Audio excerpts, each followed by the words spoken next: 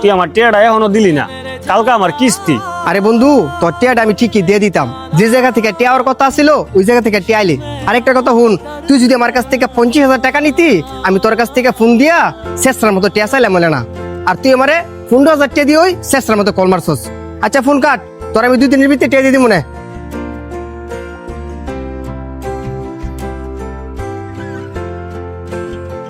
হিরে রাজীব, তখন মধ্যে কোনো ঝামেলা হয়েছে নাকি? তোর বন্ধু কাছারে দেখকেও না দেয় বান্ধবীরা গেল গা।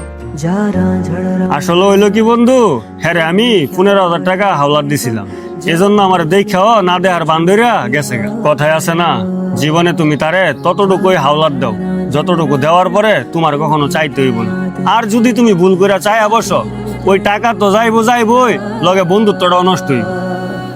মানুষকে টাকা পয়সা দিলে যেরকম সম্পর্ক সুন্দর হয়, ভালো হয়, ঠিক তেমনই টাকা পয়সার জন্য কিন্তু আমাদের অনেকের সম্পর্ক নষ্ট হয়।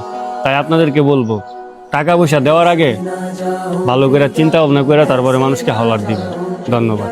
আমাদের ভিডিওগুলো আপনাদের কাছে কেমন লাগে, যদি ভালো লাগে অবশ্যই বেশি বেশি কমেন্ট করবেন, আমাদের পেজটা ফলো দিয়ে রাখবেন। আসসালামু আলাইকুম।